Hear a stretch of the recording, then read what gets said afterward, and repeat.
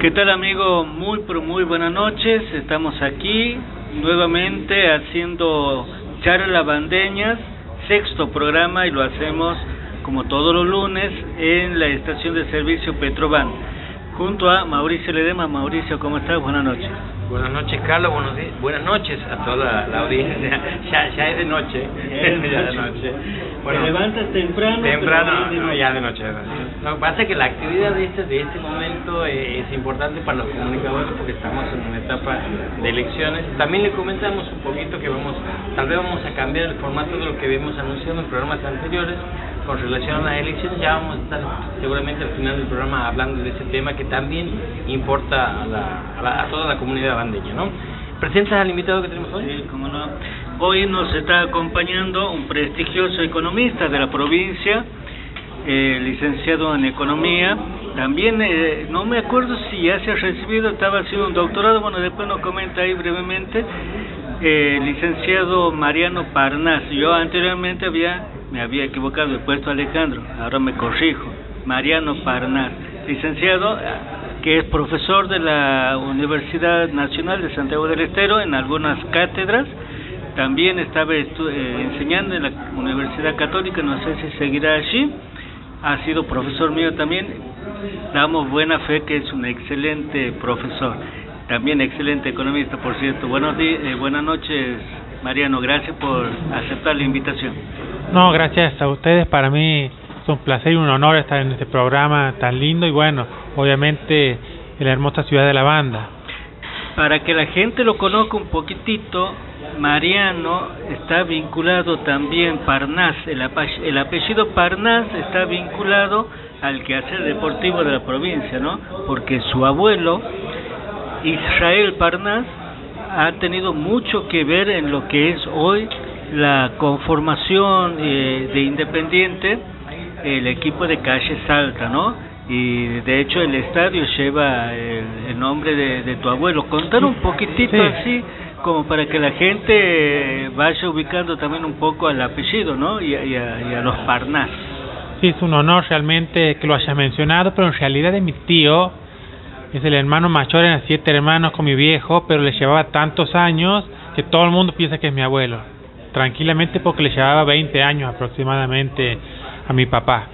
Y sí, él ha sido también concejal en la época de Elías por el radicalismo. Entonces su sueldo lo donaba al Hospital Independencia. En esa época se donaba, no se cobraba para beneficio personal, mitad al Hospital Independencia y mitad al Club Independiente.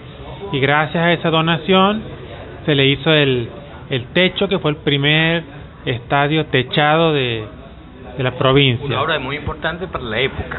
Exactamente. Y bueno, de paso cañazo, mi viejo también fue presidente del club y tuvimos grandes jugadores que surgieron de la cantera o que le hicimos pegar el salto de trampolín, como el Penca Aguirre, que de Santiago después pasó a Hindú, Philip Lockett, que es de nuestro 100%, de nuestra cantera, aunque sea de La Banda, es de Independiente, lo mismo que Enzo Ruiz, también pegó el trampolín en Independiente para luego hacer su carrera. Todos compañeros míos de mi época, por eso siempre digo en broma que soy basquetbolista frustrado por culpa de ellos, ¿no? Que me han tapado, eran tan buenos que no me quedaba otra que comer banco. Pero la estatura lo ayuda, ¿no? Es muy alto.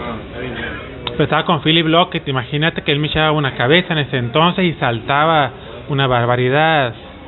No había ninguna posibilidad de jugar mucho tiempo con esos monstruos. Haciendo esta introducción en el deporte para que la gente conozca lo que significa el apellido Parnás en la provincia y en el deporte, nosotros te convocamos para hablar sobre economía. ¿Cómo, para arrancar, cómo describes este momento que estamos viviendo el país y el mundo, fundamentalmente? Bueno, vamos a empezar por el país. Nosotros en Argentina tenemos un problema estructural hace muchos años, que son las corridas cambiarias.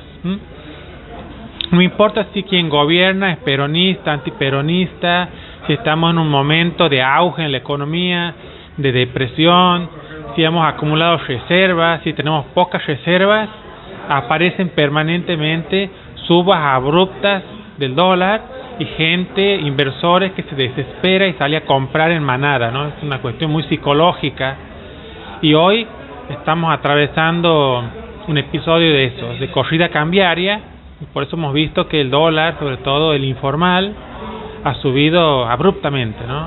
Hoy estaba en 2.73 a la mañana y ha cerrado en 2.67 aproximadamente. Y el dólar bolsa, el dólar MEP, había llegado a los 300 pesos.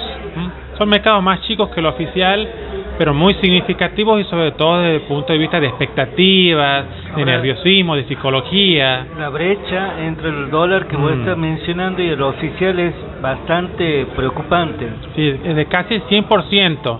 Para que nos demos una idea del común de la gente, ¿qué consecuencias tiene una brecha? Que haya un dólar oficial a 130 y un dólar paralelo a 160. El país necesita esta moneda, por ejemplo, para comprar máquinas que no producimos en el país y poder fabricar distintos bienes industriales. ¿De dónde salen los dólares? Hay que generarlos de alguna manera.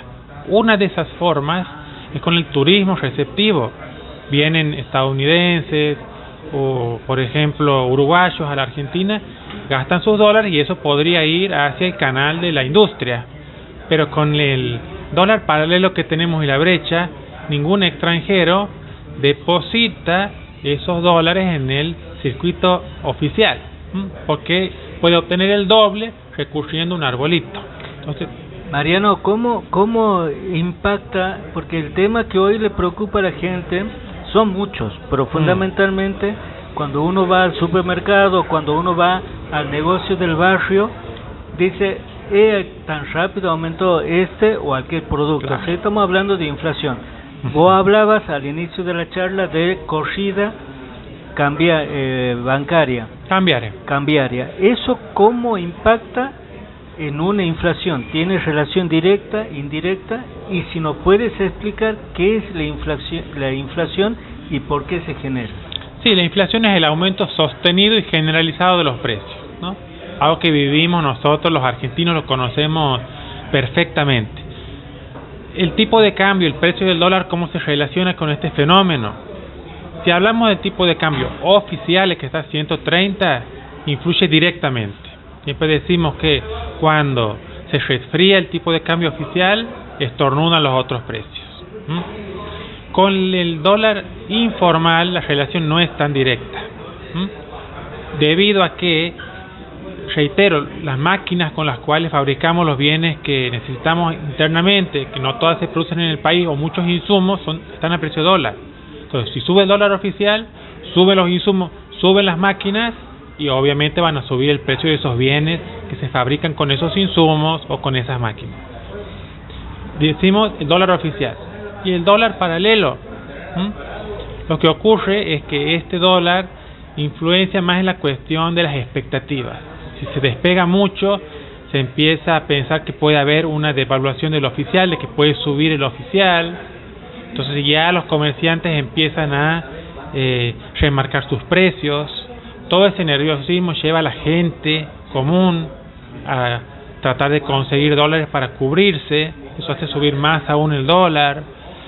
También genera pánico o miedo de el tipo bancario que vos mencionabas hace escasos segundos. Toda la gente también tiene miedo de que le confisquen sus depósitos, de no poder retirar sus dineros depositados en plazo fijo. Tiene un efecto muy psicológico y en expectativas el aumento en el dólar informal. ¿Hay alguna forma de escapar de esta mentalidad de basar nuestra economía y nuestras acciones del dólar, de los movimientos del dólar en este caso? Sí, totalmente, y tenemos el ejemplo en los países vecinos. Por ejemplo, Bolivia. Bolivia es un país dolarizado hasta hace 15, 20 años. Y ya no lo es más. Vos vas a Bolivia y nadie piensa en dólares y tiene una de las inflaciones más bajas de la región. O sea, está vinculado también esta cuestión, digamos, subjetiva y colectiva con relación al dólar. Sí, o sea, ellos estaban como nosotros, lo mismo, la mayoría de los países de América Latina, mismo Brasil, estaba muy vinculado al tema del dólar y hoy en día este problema no lo tiene más. Somos nosotros en Argentina la excepción, pero están esos ejemplos como para copiarlos. ¿Y cómo se logra, siguiendo la línea de la pregunta de Mauricio, cómo se logra cambiar la mentalidad? y tener la visión de cuidar el peso argentino, de volvernos a volcar y darle el valor que realmente la moneda nacional debería tener. ¿Cómo se hace? ¿Cómo se hace? Son todos problemas relacionados: dólar, inflación y uno que no estábamos mencionando, crédito internacional, el riesgo país. Son tres cuestiones que en Argentina están hace muchos años desordenadas, con muchos problemas internos. Tenemos desorden macroeconómico. Si uno mira la región, más allá de la ideología, los demás países de América Latina han solucionado estos tres problemas. Entonces, para encarar ese inconveniente deberíamos ir a un orden macro donde la confianza es muy importante. Entonces necesitamos ordenarnos desde lo macroeconómico con un plan que involucre todas estas variables, ¿no? Que tiene que ver con la continuidad de un proyecto económico a largo plazo, porque cuando se cambia de un gobierno a otro se modifica el plan económico y eso a la larga me parece tiende a ser un error, ¿o no? Este es un problema, pero vos fíjate cómo estos otros países tienen gobiernos distintos, de distinta ideología, pero estos problemas realmente no los sufren bajo ningún punto de vista. Nosotros realmente somos la excepción y eso es bastante preocupante porque nos quita potencial de crecimiento, potencial de desarrollo. Tal vez en el mediano plazo todos están peleando y tratando desde distintos sectores de quedarse con una tajada de esa torta, ¿no?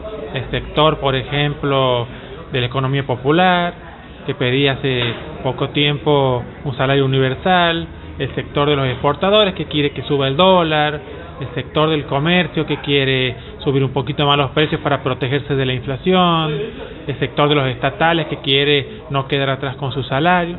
Todo lo miran sectoralmente a su problema de bolsillo en el corto plazo, pero no se dan cuenta que a largo plazo este desorden permanente nos termina estancando a todos. Vos mencionabas el hecho de la importancia del dólar en cuanto a los elementos que se necesitan para producir algunas cosas que se necesitan en el país. Eso tiene que ver también con el pensamiento que tiene el sector empresario con relación a este tema en cuanto a la inversión en el país. No, en realidad lo que ocurre es que todos los países del mundo se especializan en la producción de algunos bienes, ¿no? Es imposible hoy en día y no es deseable que un país produzca todo lo que necesita. No tiene sentido. Entonces, lo que se hace es, algunos países se especializan más en la producción de, por ejemplo, productos ligados al sector primario, otros más al secundario, otros a la minería, otros al sector servicios, y mediante el intercambio se logran satisfacer todas las necesidades.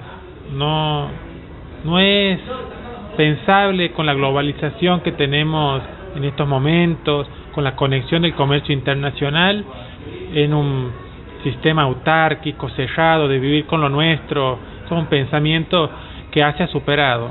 Desde el punto de vista empresarial, no es que haya un problema en ese sentido, sino que no logramos estratégicamente como país diseñar nuestra economía para producir los suficientes dólares con lo nuestro, para además que nos sobre esa moneda o euros o yuanes y poder adquirir lo que nos está faltando.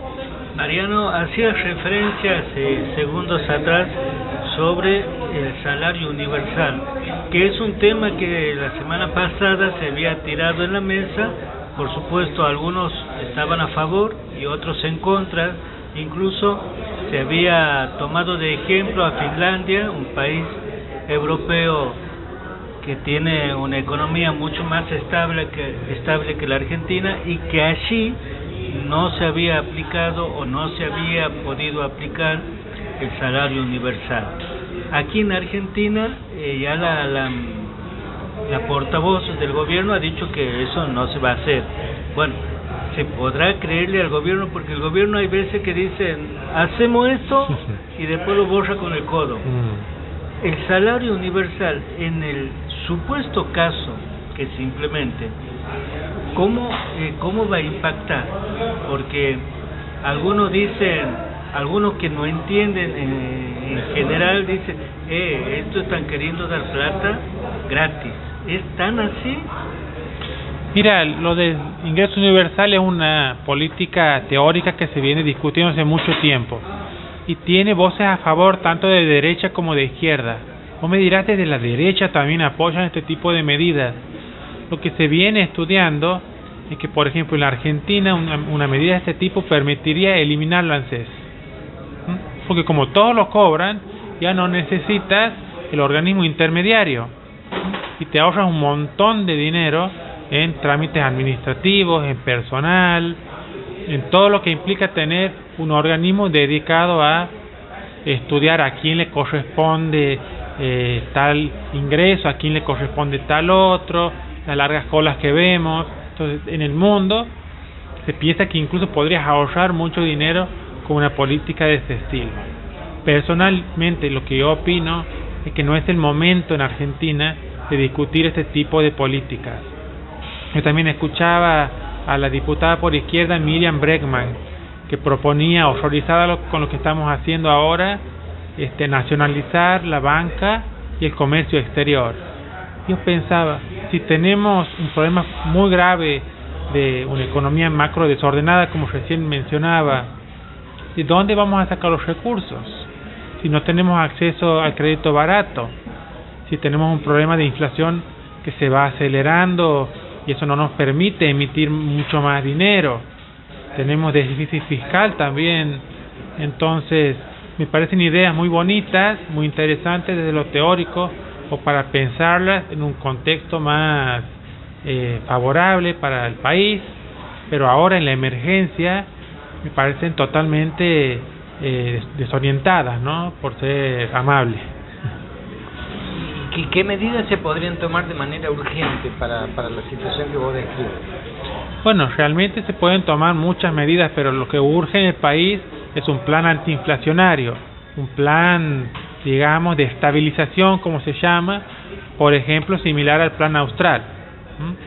Eso no se ha encarado en el país, por ejemplo, ahora no se ha hablado en ningún momento de un plan antiinflacionario, sino la nueva ministra de Economía, Batakis, ha explicado que va a continuar con los lineamientos de Guzmán, los del Fondo Monetario Internacional, y algunos retoques desde el punto de vista de la administración de los recursos públicos, ¿no? Darle más eficiencia, por ejemplo, ordenar algunas cuestiones en la dirección de ordenar la macro, sobre todo la cuestión fiscal. Pero no ha propuesto ningún tipo de plan de estabilización de la inflación, que eso nos estaría haciendo falta en este momento. El vínculo con el Fondo Monetario está muy relacionado a esta cuestión de la inflación y lo que estamos viviendo. No, porque la inflación está mucho antes de que vuelva a desembarcar el Fondo Monetario Internacional en nuestro país. Con el gobierno de Néstor Kirchner empezó lentamente a reaparecer, con el de Cristina Kirchner subió unos puntos hasta el 20, 25, 30, con Cambiemos pasó al 40, 50%, y ahora ya estamos encarando el 60, 70, 80%, y en el medio en algunos momentos estaba el fondo, en otros momentos no estaba el fondo, y no es una preocupación central para ellos tampoco en este momento la cuestión de la inflación para el fondo. Ayer domingo, o bien hoy lunes tempranito, no recuerdo bien, leía declaraciones de un funcionario nacional que decía que la Argentina no se va a dar, que no están dadas las condiciones para que haya una hiperinflación. Esa es una de las preguntas que te hago. Si es así o nos están queriendo hacer pensar diferente. Y lo segundo, algunos 3 o 4 ejes de un plan antiinflacionario. Perfecto. Vamos a pensar lo siguiente: la probabilidad de que haya una hiperinflación es mayor a medida que la inflación actual es más alta. O sea, si la inflación es del 20%, difícilmente haya una hiper. Con el 40, el 50, también vamos a decir que es bastante difícil. Pero si ya empiezas a tocar el 100, eso se va espiralizando, es una bola de nieve que se va haciendo grande, llegas al 300 y un día explota el sistema monetario y te vas a una hiper. Entonces, hoy es el momento, no estamos con un riesgo alto de hiperinflación, pero va subiendo. No hay que dejar que siga subiendo la inflación a niveles más altos para recién preocuparnos por un plan antiinflacionario, sino que hay que aprovechar ahora, que si bien es alta, no es hiperalta o mega alta, como para actuar tarde. Entonces estamos a tiempo todavía de ejecutar antes de que sea un problema más grande, porque mientras más grande es el problema, más difícil la solución y más costosa en términos sociales. ¿La solución viene por el lado solamente económico o está vinculado a lo político, a decisiones políticas, o van juntas? Mira, yo te diría que lo político y lo social es muy importante, es central en esto, y muy político el problema de la inflación. Juntando las dos preguntas en una, yo les diría, ¿qué nos hace falta para un plan antiinflacionario? Hay un paper de Dorbush de hace como 30 años, donde él te dice que hay 4 tipos de planes antiinflacionarios. Uno donde vos solamente haces una corrección fiscal. Ese es el plan ortodoxo. Puede ser gradual o puede ser de shock. Después tienes el plan heterodoxo, que haces la corrección fiscal y además haces un acuerdo o un congelamiento de precios. Ese es el plan austral, por ejemplo. El plan de Israel también del 85, un plan exitosísimo, no tuvieron más inflación los israelíes, también en un plan heterodoxo. Después tienes solamente control de precios, eso le llama a él los poetas, nosotros diríamos aquí los guitarreros, ¿no? Y después tienes ni control fiscal ni control de precios, y a eso le dicen ellos los magos.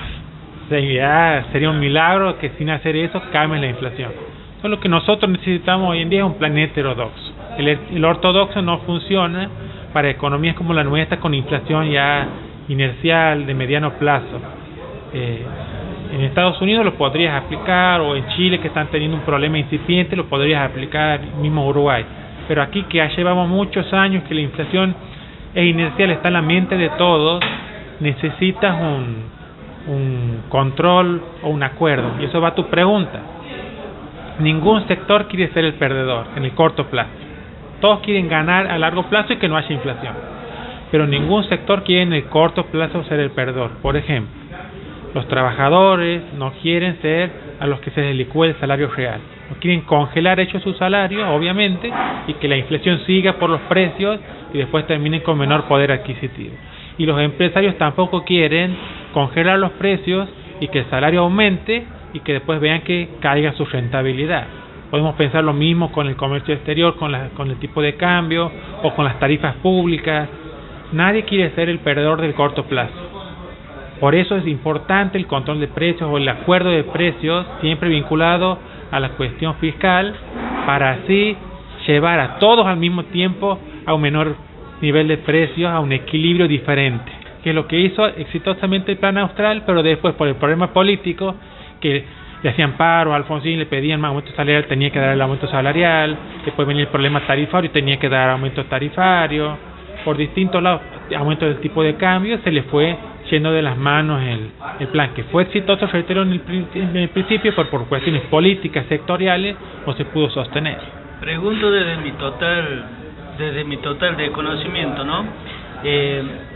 Sobre el plan que vos sugieres, el heterodoxo, ¿por qué no aquí en Argentina, desde hace un tiempo atrás, que se viene haciendo control de precios? No es lo mismo que el congelamiento. No, pero eso sería, como dije recién, los poetas, los guitarreros. Hacer solamente un control de precios, un congelamiento de precios sin la corrección fiscal no funciona en la empiria, no tiene el resultado suficiente, porque la inflación es un fenómeno multicausal. Y vos atacando solamente eso, deja la emisión que continúe su curso, no logras llegar a un resultado adecuado. Pero hacer poner en práctica un plan de las características que vos mencionas sería un shock importante. Puedes hacerlo vía shock o vía gradual. ¿Y eso no generaría más recesión? Puede generar recesión en el corto plazo y luego expansión, como el plan austral. Por eso Alfonsín después gana las elecciones. recesivo en el corto, pero como soluciones del problema de la inflación, esa estabilidad de precios hace que florezcan de nuevo los negocios, que se emprenda más, le da otro empuje a la economía. Cuando estábamos fuera del micrófono, o fuera del aire, yo le preguntaba a Mariano que hay diferentes líneas, los economistas siempre estudian diferentes líneas, diferentes personas, ¿no?, que han dejado una huella. Y hay muchos autores que han investigado y que todo eso han volcado en libros y que a posteriori en algunos países aplican sus teorías. Aquí en Argentina hay una línea, se aplica actualmente, se puede decir, este ministro de Economía Martín Guzmán aplicó una teoría, Silvina Batakis quiere aplicar tal teoría, ¿existe eso? ¿O lo que se sientan allí van viendo y dice lo que puedo hacer? Sino, porque incluso a muchos periodistas, muchos analistas les cuesta tratar de entender. No sé si vos no puedes clarificar un poquito. Sí, por supuesto que existen líneas teóricas, si lo queremos simplificar, que me perdonen los colegas, ¿no?, pero lo voy a simplificar de una manera exagerada. Voy a perder riqueza analítica, pero voy a ganar en cuanto al entendimiento muy general de la cuestión. Entre la izquierda y la derecha se puede hacer una división en términos económicos, no políticos, ¿no? Más a la izquierda, el Estado más grande y con funciones más sociales, y más a la derecha, el Estado más chico y con funciones más empresariales. Se puede hacer esa gran división. Un Estado totalmente centralizado, muy a la izquierda, no existe hoy en día en el mundo, salvo Corea del Norte. La Unión Soviética cayó y perdimos ese ejemplo empírico. Y lo mismo para el Estado derecho, no hay economías mínimas donde el Estado solamente ofrezca seguridad jurídica interior y exterior. Siempre se ofrece algo más desde el Estado. Por ahí uno puede encontrar la Inglaterra del siglo XIX, que era un ejemplo de una economía muy liberal. Pero hoy son economías mixtas, donde el Estado es más grande o es más chico, pero convive con el mercado. Y tiene algunas funciones u otras funciones, y en función de dónde te pares ahí, es donde vos vas a encontrar distintas gamas. Pero no es solamente el tamaño, eso es importante del Estado, sino también la función del Estado. ¿Qué estrategias piensa el Estado para su economía? Te pongo un ejemplo. Rosario tiene un servicio público de transporte donde intervienen de manera mixta el Estado y el sector privado, y es exitoso, de acuerdo a los habitantes de Rosario. ¿Por qué no se traslada ese ejemplo a otros ámbitos o a otras áreas? Bueno, en la provincia también podemos pensar un montón de ejemplos y decir, este ente del Estado funciona muy bien y este funciona muy mal. Yo siempre rescato el ejemplo de Cepsi, que a mi hijo lo vivo llevando a la guardia, jamás elegiría un lugar privado porque sí me parece que es un lugar de excelencia, y convive esta institución del Estado con otros ejemplos realmente muy malos, como por ejemplo el IOSEP, que todo el mundo se queja, que está intervenido. Así podríamos ir caso por caso. No creo que haya que irse a Rosario, porque tenemos aquí también muchos ejemplos para opinar y evaluar, haciendo una breve encuesta en la calle nada más. Pero me refiero a casos donde interviene en forma directa el sector privado y el Estado juntos, trabajan unidos, digamos. Sí. Uno garantizando un servicio y el otro haciendo también un aporte y también teniendo sus réditos económicos. Por eso lo podemos traer este ejemplo y decir el caso de Cepsi que es público, y también lo podemos traer aquí al servicio de transporte e idear algo similar. También convengamos que el sistema de transporte en Santiago tiene esas características, donde es privado pero está muy regulado desde el Estado.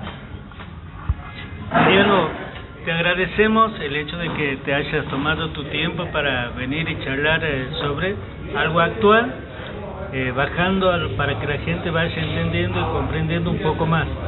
La última cortita, sí. Para terminar. Yo por mí me quedo hasta las 12 hablando de economía, no tengo ningún problema. No, sabemos que sos apasionado en eso.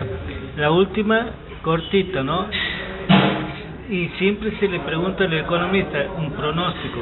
Yo sé que a vos mucho eso no te gusta, pero a partir de julio hasta diciembre, se puede mejorar. ¿Qué es lo que se puede llegar a mejorar? Siendo objetivo, siendo optimista, se puede llegar a mejorar algo. Vamos a poder tener un fin de año tranquilo. Incluso algunos dicen, no sé si el presidente va a terminar. Yo creo que lo mejor que nos puede pasar a los argentinos es que el presidente termine su mandato. Totalmente. Para mí es eso lo mejor, pero una mirada con lo que hay hoy. ¿Qué proyección se podría hacer hasta diciembre? Yo sé que mucho de eso no te gusta hablar. No. Y hablar a largo plazo en Argentina es muy complicado, pero bueno, en el corto plazo. Bueno, estamos tomando un café, entonces sí, vamos claro. a hacer una charla de café. No lo voy a hacer desde el punto de vista académico, que a mí me han enseñado en la facultad en Córdoba, en la Universidad Nacional, que el economista no tiene la bola de cristal. Entonces siempre nos han reiterado eso los docentes, que nos hagamos futurología. Podemos pensar escenarios gracias al café, charlando como amigos. Sí. Desde mi punto de vista, el escenario internacional, tenemos elementos objetivos para decir que se puede complicar. Porque cuando hay inflación en el mundo, cuestión a la que no están acostumbrados la mayoría de los países, a diferencia de nosotros, se suelen tomar medidas que ralentizan el crecimiento mundial, lo vuelven más lento. Incluso lo pueden llevar a una pequeña recesión. Y eso sería una mala noticia para la Argentina, que por ejemplo bajarían los precios de las materias primas que exportamos, nos costaría aún más conseguir los dólares que ya son escasos. Entonces, en el largo plazo, pensando en que deberían subir las tasas de interés para contener la inflación en el mundo y tomar otras políticas poco amigables con el crecimiento, complicado. Y hasta diciembre o hasta las próximas elecciones, ahí tenemos que traer un politólogo, porque el problema nuestro está muy influenciada por la cuestión política. Yo lo veo con mucha preocupación como espectador, veo un oficialismo dividido, veo un oficialismo con muchas peleas internas, no solamente la que tenía la vicepresidenta con el presidente, sino ahora se escucha que entró Scioli al gabinete y tiene roces con Massa. Sumamos más roces, más problemas, y desde la oposición también uno observa que están divididos, que están los halcones, las palomas, que están los radicales que adentro están divididos, que Milei aparece también como un fenómeno rompedor, y que es muy difícil que haya más tranquilidad, que lo que necesitamos desde el punto de vista económico, que haya los mínimos acuerdos, resulta muy difícil. Por ejemplo, yo leía una nota de Tinta Limón, que yo sigo en Twitter, donde él decía, al kirchnerismo, por ejemplo, le vamos a creer nosotros que va a traer acuerdos y calma desde el punto de vista político, cuando siempre se ha alimentado de la confrontación. Resulta una utopía. Entonces, como no va a haber acuerdos de lo político, como lo veo muy complicado, eso lo puedo trasladar a lo económico y también decir que no creo que mejore el panorama. Lo bueno es que con estas políticas que se están aplicando ahora, con el cambio del ministro de Economía, habría algún acuerdo o entendimiento interno que ha llevado a que no siga empeorando la situación. Pero sí es preocupante, por ejemplo, que renuncie el presidente. Sería una mala noticia desde el orden macro, de la estabilidad cambiaria, etcétera, etcétera. Ojalá que no se dé. Mariano, te agradecemos muchísimo. No va a ser la primera vez, más adelante ojalá que pueda haber otro escenario para conversar con mayor optimismo. Muchísimas gracias. No, gracias a ustedes, ha sido un placer.